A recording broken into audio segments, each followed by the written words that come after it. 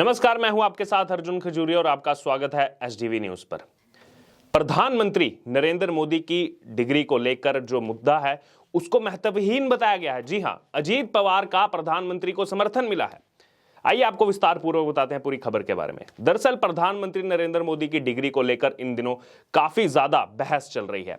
विपक्ष के नेता लगातार इस मुद्दे को लेकर प्रधानमंत्री नरेंद्र मोदी पर निशाना साध रहे हैं।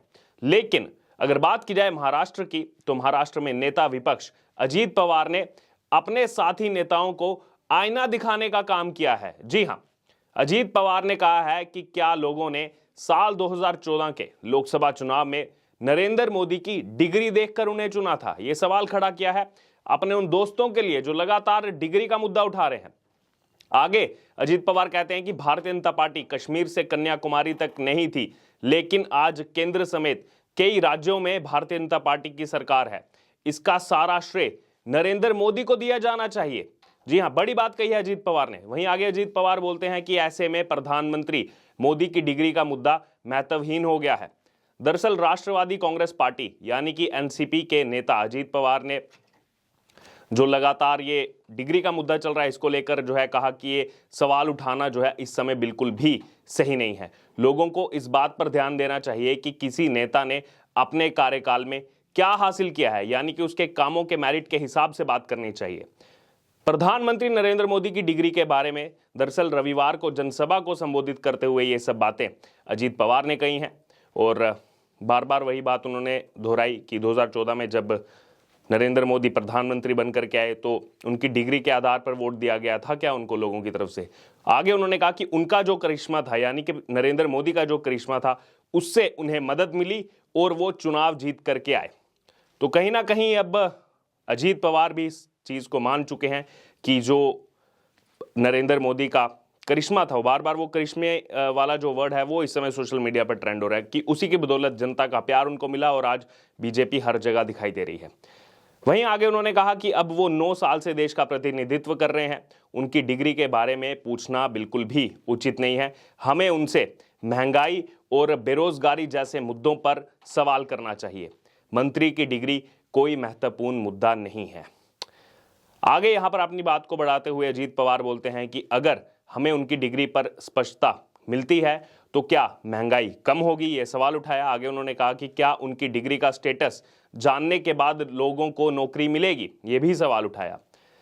दरअसल अगर बात की जाए तो दिल्ली के मुख्यमंत्री अरविंद केजरीवाल ने कहा था कि प्रधानमंत्री नरेंद्र मोदी को अपने कॉलेज की डिग्री जो है वो दिखानी चाहिए और अपने कॉलेज की डिग्रियों को जनता के बीच रखना चाहिए, जिसको लेकर के हाल ही में सब जानते हैं गुजरात हाईकोर्ट की तरफ से 25,000 रुपए का जुर्माना भी लगाया गया अरविंद केजरीवाल पर।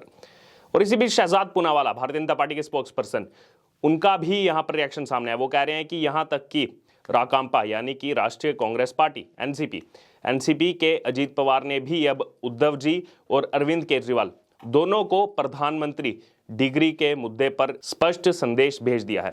स्पष्ट रूप से कोई वास्तविक मुद्दे हैं ही नहीं जो उद्धव जी और अरविंद केजरीवाल मोदी सरकार के प्रदर्शन के खिलाफ सोच सकते हैं। और इसलिए अपने स्वयं के भ्रष्टाचार से ध्यान हटाने के लिए, भ्रष्टाचार से ध्यान को भटकाने के लिए आम आदमी पार्टी और उसके जो दोस्त हैं वो इस मुद्दे को लगातार उठा रहे हैं, जिसे हाल ही में गुजरात हाईकोर्ट ने एड्रेस किया है। क्या आप अब हमें अपनी भ्रष्टाचार की डिग्रियां दिखाएंगे जो हर दूसरे दिन अदालतों द्वारा उजागर की जाती हैं? तो ये सवाल उठाया गया शहजाद पूनावाला की तरफ से। लगातार आम आदमी पार्टी पर जो है ये आरोप किए जा रहे हैं भ्रष्टाचार को लेकर के कि भ्रष्टाचार के विरोध में बनी पार्टी कहीं ना कहीं कम समय में इतना ज़्यादा भ्रष्टाचार करने वाली पहली पार्टी है। कई सारे मंत्री जो हैं वो जेल की हवा खा चुके हैं इस समय।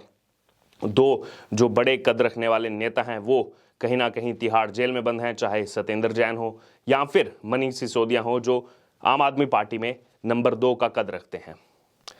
दरअसल अगर बात की जाए तो दिल्ली के मुख्यमंत्री अरविंद केजरीवाल ने अपने ट्वीट में कहा, जब वो 25,000 रुपए का जुर्माना लगाया गया, और बोला कि क्या देश को ये जानने का भी अधिकार नहीं है कि उनके प्रधानमंत्री ने कितनी पढ़ाई की है। और इसी को लेकर के पूरा एक जो है इस समय देश भर में आंदोलन चलाया जा रहा है।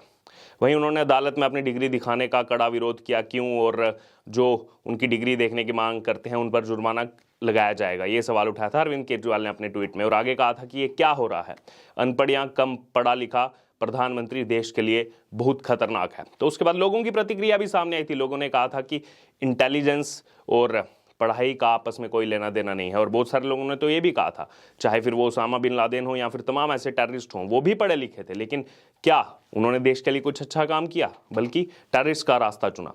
वहीं अजीत पवार ने भले ही डिग्री के मुद्दे पर प्रधानमंत्री नरेंद्र मोदी को सपोर्ट किया हो, लेकिन उद्धव ठाकरे गुट के प्रवक्ता संजय राउत ने इस पर जोरदार जो है तंज कसा है।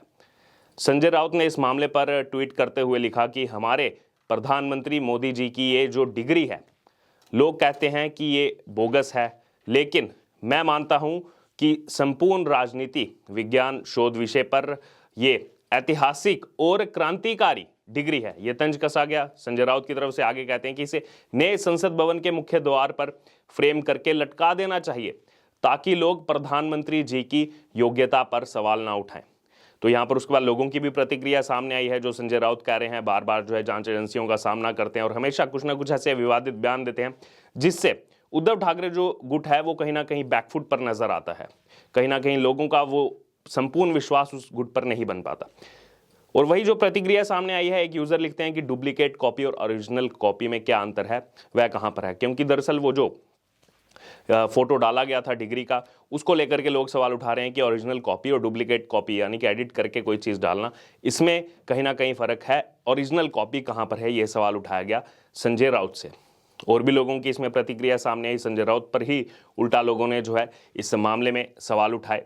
और कहीं ना कहीं अब देखा जाए तो यहाँ पर आईना दिखाने का काम अजीत पवार ने किया ही है।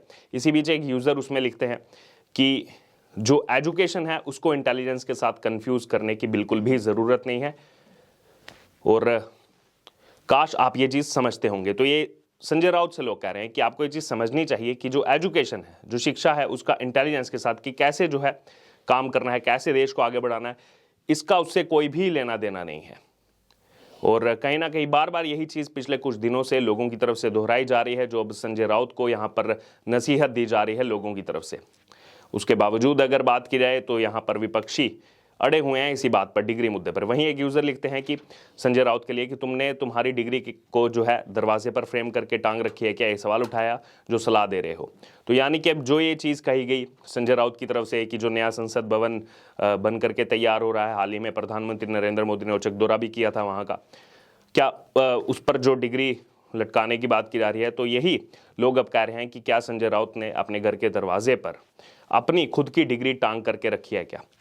तो कहीं ना कहीं अब बात की जाए, ये जो डिग्री का पूरा मुद्दा है, इस पर लगातार जो है वो बहस छिड़ रही है। लेकिन इसी बीच अजीत पवार जो यहाँ पर विपक्ष के एक बड़े नेता हैं, अहम नेता हैं, महाराष्ट्र की अगर बात की जाए तो नेता विपक्ष हैं, उन्होंने कहीं ना कहीं बाकी जो नेता हैं विपक्ष के, उनको ये समझाने का प्रयास किया है कि बाकी मुद्दों से आप बट करके केवल इसी मुद्दे पर अड़े हुए हैं, ये कहीं ना कहीं जो है बिल्कुल भी सही नहीं है। और इससे पहले अगर बात की जाए तो शरद पवार, इसी एनसीपी के सीनियर लीडर शरद पवार ने भी वीर सावरकर का जो मुद्दा था उस पर कहीं ना कहीं बीजेपी को सपोर्ट किया था। जो राहुल गांधी हैं, उन्होंने जब सवाल उठाया था कि मैं जो है सावरकर थोड़े ना हूं, मैं तो गांधी हूं, मैं माफ़ी क्यों मांगूंगा, उस पर भी कहीं ना कहीं कांग्रेस को बैकफुट पर भेजने का काम शरद पवार ने किया था। तो एनसीपी के जो सुर हैं वो पिछले कुछ दिनों से बदले हुए नजर आ रहे हैं। जेपीसी का चाहे मुद्दा हो, उस पर भी कहीं ना कहीं केंद्र सरकार को बैक करने का काम एनसीपी ने किया था। तो क्या यहाँ पर बड़ा सवाल बनता है कि महाराष्ट्र में जो महाविकास अघाड़ी बनी थी कुछ देर पहले, कांग्रेस, उद्धव ठाकरे का जो शिवसेना गुट है, या फिर एनसीपी, अब इसमें से क्या एनसीपी वास्तविकता को देखते हुए कहीं ना कहीं पीछे जाने का काम कर रही है, कहीं ना कहीं हटने का क्या काम कर रही है, और ये आने वाले दिनों में विपक्ष के लिए और ज्यादा मुसीबतें जो है वो खड़ी कर सकते हैं। बहरहाल अब ये जो स्टेटमेंट सामने है अजीत पवार की, इसको लेकर आपका क्या कहना है, आपकी क्या राय है, आप हमारे साथ कमेंट बॉक्स में शेयर कर सकते हो। और इससे जुड़े तमाम अपडेट के लिए बने रहे हमारे साथ। धन्यवाद।